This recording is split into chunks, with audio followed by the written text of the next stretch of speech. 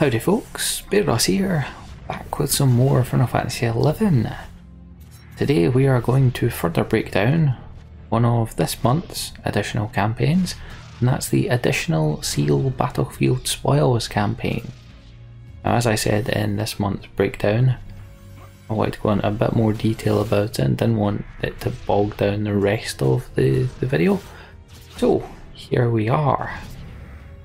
As the campaign itself describes itself, during this campaign, vanquishing specific monsters in the battlefields below will reward you with a variety of items, including materials needed to craft +2 Empyrean equipment, Mog Bonanza coupons, Dynamis currency, and valuable synthesis materials. Also during this campaign, Shimo and Port to Juno will exchange seals and crests at a reduced rate of 2 to 1. And that's instead of 3 to 1, like it normally is. So, what you can expect from all of the battlefields, regardless of which one you go into, are an abundance of Mog Coupon Eye seals. Now these turn into any set of Empyrean armor seals that you need, be that the 8 you require for head, hands, legs or feet, or 10 for body. You trade it to the trader Moogle and just ask for whichever set of seals you want. That is how it works. So yeah, you will come out with almost won a fight during this campaign. Other items that you'll see a lot of are golden seed pouches, jar of Monarch Lin beetle saliva, which were both used for monstrosity. Any of you remember that, or any of you have dabbled in that? A whole hoary host of scrolls. Uzusemi Ni comes up a hell of a lot in this. You'll also see a plenty of phalanx and raises as well. I think 1 and 3 pop up fairly often. You get Empyrean +2 upgrade items as well. There's also the Mog Coupon A Lum coupon here as well, and that's for Lemuria drops. This can turn into a Merciful Cape, Altruistic Cape, Astute Cape, or the Justice Torque, Hope Torque, Prudence Torque, Fortitude Torque, Faith Torque, Temperance Torque, or Love Torque. Now, these are all from the original C, as in Lemuria. So yeah, if any of them have ever been on your want list, you'll probably end up getting them if you're doing a few of these. Other items that you'll see commonly: ores, Ketrons, logs of varying types. Yeah, that about sums it up. Sometimes you could even run into some Abhal's Honor, Belladonna saps, those sort of Void Watch drops, Scarlet type ingots. Yeah, so there's a lot that you can come out with here from any of them, but you're here for specifics, so let's get into them. For your Phobos orbs, which require 30 Kindred crests, doesn't matter which one you go to, whether it's Kindergarten Cap and Horley's Peak, in which you're fighting a few enemies, but it's Malodorous Mort that drops here, or the Palboro project in Waurun Shrine, but it's Mahuika, or the V formation in Balga's Day, which is Kuthka. They all have the specific drop of frayed pouches from Walk of Echoes for your weapons from there. Like I said, it doesn't seem to matter which one you go to. That's all you're getting from these 3 fights. Next up, we've got the Deos orb, which is for 50 Kindred crests. Last Orc Shunned Hero, which is in Horley's Peak. All 4 drop orcs in this fight drop, and their specific drop is the Core of Thine abjuration.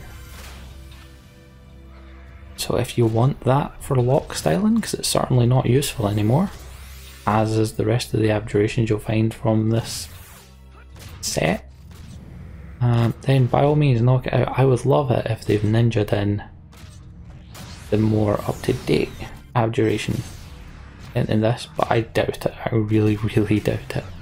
That would be throwing away good gear. Shell Shocked, which is a well-rune shrine, and again all 4 could have drop, and this is Supernal Abjurations. Avian Apostates at Balga's Days, all 4 Yagudo drop Transitory Abjurations. Chamber of Oracles, which is the Dragon Scales fight, both Shadow Dragons drop Foreboding Abjurations. And Whom Wilt Thou Call in Sacrificial Chamber, all 4 of the enemies in here, there are varying types, drop the Lenitive Abjurations. Again, they're not all that great anymore, so you might just want to avoid this set actually, but I'm really hoping they have just snuck in the upgraded versions. Onto your Zealous Orb, which is 30 High Kindred Crests. In Boneyard Gully we have the Antagonistic Ambuscade, wrongly detailed in the announcement as the Agnostic Ambuscade. Here you have 1 Boss Antlion and 4 Feeder Antlions. If you kill all 4 Feeder Antlions, the Boss Antlion's damage taken reduction gets removed and he becomes squishy. Otherwise he takes 100 at most a hit, I think. He, however, drops Mog Coupon AW Pan and AW Abs. What do they drop, you might ask? Well, let's find out. So the AW Pan drops anything from Pandemonium Warden, and that's 4 drops here, which is the Hachiryu Haramaki, the Nanatsu Saya, the Dorge, and the Shenlong's Bagnax. All 4 of these have had upgraded versions with the new Pandemonium Warden, but if you always wanted one of them, certainly something to look at. And the AW Abs is for drops from Absolute Virtue. So that's your Ninurta's Sash, which is still pretty damn good. Mars's Ring, Bellona's Ring, Minerva's Ring, Bitsuna Mitama, Oriole, and Raphael's Rod. However, last time this event was on, I went after this one, really was a pain trying to get the Antlion to spawn, because you need to run over the top of them, get them to come up and try to attack you. It can be quite a pain because they're moving. Next up, Thoracic Park, which is in Bearclaw Pinnacle. You kill all 5 Predator. For some reason they drop tier 3 skirmish pops. Not entirely sure on that one, but yeah, sure. I hope they've changed that, but chances are slim. And on to our final 2. These use the Baya Orb, which is for 50 High Kindred Crests. The first of which is in Mineshaft number 2716, which is a pain in the arse to get to if you haven't already got the home point for. So keep that in mind. This is for the fight Mobline Comedy, where both of the bugbears in the fight, there are a lot of enemies in this fight, can drop Dynamis Currency and Alexandrites and Heavy Metals. Now all of these can drop as either singles, or in the case of the Dynamis drops 100 pieces, Alexandrites you're looking at cotton and linen purses, and in the heavy metal you're looking at heavy metal pouches. So if you have access to it, it's certainly one to consider. There's a whole lot of potential to come. The drop rates are pretty slim from what 11dB suggests, but still worth a look.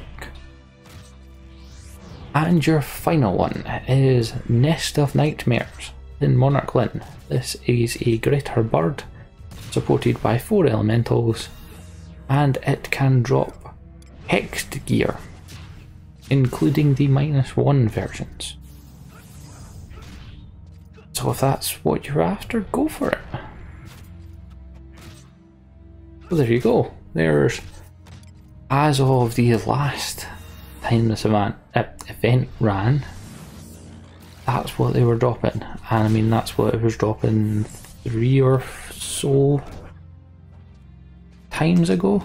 And that's when I got my lock style stuff for the Tenryu mask that you've seen Bairdos wearing. You might have also seen him wearing the foreboding body, I think it's the Auspex doublet. That's where I got that from as well. From the specific Deos orb fights.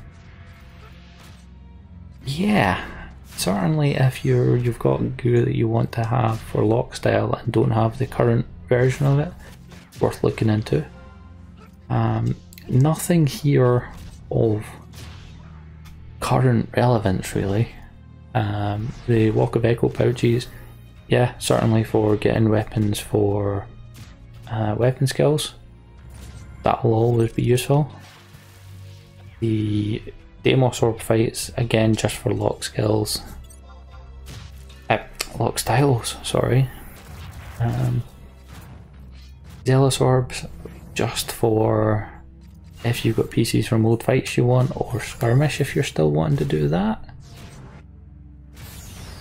Pet jobs are always going to have good skirmish sets, yeah, so you can probably just buy them rather than wasting your high kindred crests on that though.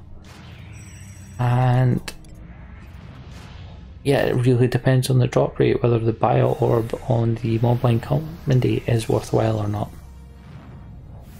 But yeah, let me know if any of them tickle your fancy. I will certainly be trying out the Mobline Comedy. I don't really think I need to do any of the other ones. Jimmy might stray into the ones for the frayed pouches, but aside from that, not a whole lot here for me anymore. Anyway, I hope you found this informative. If it's helped you, don't forget to click that like button. If you want to see more, don't forget to subscribe. I've got plenty of Final Fantasy XI content coming until they shut the servers down. For now though, I've been Bairdos, this has been Final Fantasy XI. You take it easy, have a good day. Adios.